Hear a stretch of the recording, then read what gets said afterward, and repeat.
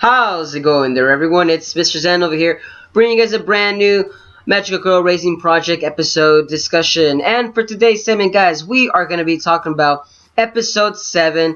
And folks, this episode was more of an exposition on Hardcore Alice, folks. And holy snap!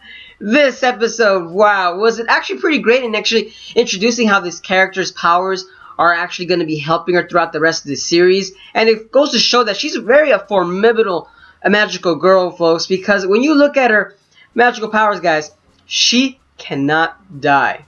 Oh, no, guys. When you actually, guys, are looking at her fight against Calamity Mary here in this episode, you guys take a grand look, and her magic powers basically just keep regenerating her, no matter at what stage she is. Even if she's down to the smallest molecule as possible, she probably just keeps regenerating over and over and over again. And that's the thing with Calamity Mary, guys. That involved her closer to her insanity due to the fact that Calamity Mary in this episode, she's seen that like she was always with her poise, she always kept her cool, she was always doing her job, but not after this episode. After she met Hardcore Alice, it seems that that actual streak of her clean record of actually killing everybody was gone due to the fact that she's never met someone to this caliber of this powerful actual magic energy. Because when you look at it, her Calamity Mary's powers are just basically shoot and destroy, but she expects people to die. But when she met Hardcore Alice in this episode, it seemed that kind of strayed a little bit off of her usual pattern of people not actually dying when she shoots them. And that's the thing that kind of made it interesting. Because then you see Calamity Mary actually take a different turn of events, because you see Fave actually requests some kind of favor for Calamity Mary. And it seems that Fave again is also still underhandedly doing some tricks in order to trick the girls into actually getting them to do what he wants, or whoever's in charge of controlling Fave. Because it just seems that all the girls are slowly slipping into madness. Even Snow Rabbit is still freaking keeping her poised just a little tad bit, but it still seems that she's actually still falling more and more into her own madness. Like I said, like the madness of each of the girls is kind of slowly starting to ripple away their sanity away from what the original objective was in the beginning of the series, guys. Like I said, it's slowly becoming more and more more interesting as you guys keep going along. But like I said, the girls themselves, they actually, the only ones that seems to have the strong will, it seems to be Winter Prison and Sister Nana. These two are the ones that actually still have their sanity and their morals in the right place. So Snow Rabbit seems to be no. It seems that her morals are kind of mixed right now, because she doesn't know who to turn to, because remember, she's still new at the magical girl thing, and plus she's still a young girl. The other girls themselves are more experienced, they're older, they have, they've been through a lot, so they understand what they have to go through. But remember, they're slowly slipping into that same madness that it is, guys, and that is the intent of to kill someone in order to live. It's kind of like the Hunger Games, when you're put in the brink of death.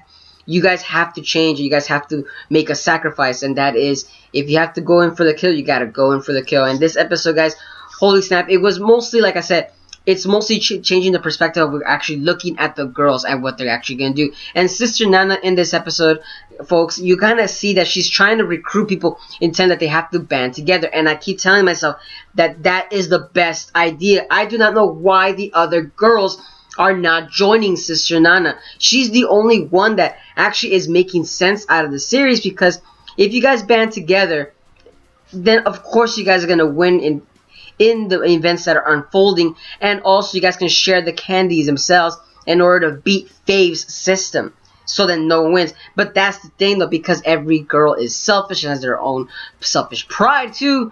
It doesn't make any sense for them to actually work together in their own terms. That, I mean, of course, us as a viewer, we understand through that certain point that if they actually work together, it would actually make sense as to why everything would work along so well through the rest of the series. But because, there has to be some little bit of drama, these things actually go out of hand. But like I said, Hardcore Alice, like I said, she took the cake of this episode. And also, we still don't know what's the deal with Hardcore Alice in this episode, in the fact that why she wants to talk to Snow Rabbit. Why did she give her the lucky rabbit's feet? Is it somebody that she personally knows? Is it a family member? Is it a friend? We don't know who is under Hardcore Alice's actual persona. We do not know that for right now. Maybe in the next couple episodes they might introduce you as to why she's actually helping out Snow Rabbit. It kind of would make sense too as to who is she as well. Like, because when you guys look at Hardcore Alice, look at her. She is one of the strongest characters so far that has the strongest regenerative abilities. So it kind of would be hard to actually pinpoint who she actually is, because she has to stay in that Hardcore Alice form now that everybody knows what kind of power she is, or at least Calamity Mary knows what kind of powers it is. So we're kind of wondering as to, there's going to be a time where Hardcore Alice is going to have to take that suit off and basically go through her normal life as a regular person. When that time comes, that's when whoever, let's say Calamity Mary or Cranberry, maybe those two might actually then go and attack her. Because remember, she's a strong magical girl. And remember, these two characters, Cranberry and Calamity Mary, are after the strong magical girls. Granted though, that was basically the other half, or the first half of the episode. The second half continues on with Ripple, folks. The rest of the episode was more backstory and more exposition on Ripple's actual character development. And wow, guys, I have to say this one took a really turn for the worse, as Ripple's actual life was a little depressing. But at the same time, it actually makes sense as to why she actually is the person that she is.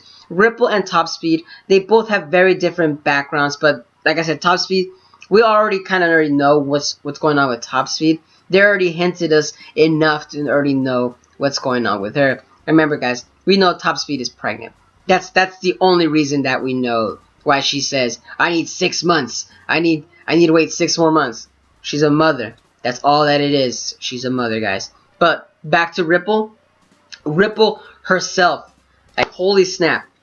Ripple, my God. Like, I actually was like interested as to seeing how her family struggles ties in with her character development. Like, wow, when she was, or I would say how she became to who she was, is basically due to the fact that her mother was basically, you could say, not a prostitute, I would say more like an escort. But we don't know that too sure, because it was still vague as to why the mother was dating multiple men. Like, after one man, she would go after another and another and another. We don't know why she was doing that.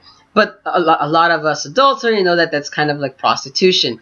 But they didn't really say it was prostitution. So, like I said, they're trying to keep that vagueness there, to imply that maybe it really is prostitution, or if it's a loved one. Like I said, it's all based on interpretations of the person's eyes. But like I said, most of the people will look more to the dark side and say, oh, she's a whore. But like I said, the episode did kind of turn for worse, and even Ripple herself was actually noticing the mother's actual antics that she was actually doing. We don't know if the mother was, using the men to pay rent, to feed the food on the table for just Ripple herself. We don't know that. But granted, though, the episode did give off that kind of vibe that, that they have, like I said, when they're on the brink of a position where they have to make sacrifices, that's what the mother was doing. And that actually emphasized the fact that Ripple herself could not handle that kind of situation. She did not want to be in that position. That's why she kind of basically left home, and her mother was left to fend for herself. And like I said, that's really, really interesting as to how they kind of went along with that actual backstory. As the schoolmates or the classmates of Ripple actually noticed it as well, and it kind of affected the way she grew up, and she became that stern person that she was today.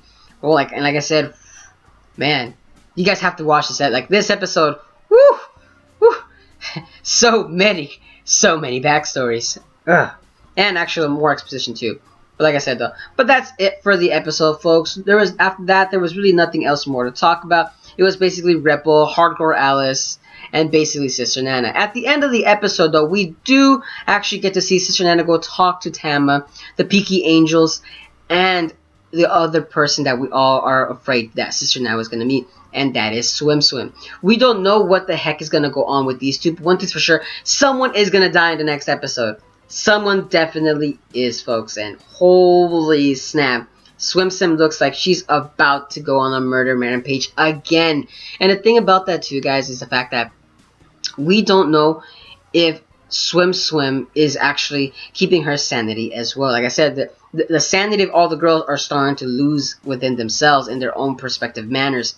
And Sister Nana, since apparently she's not aware of what Swim is doing, of course she's still looking at the bright side of things. So maybe Sister Nana might die in the next episode. We're not too sure yet if she might actually die or not.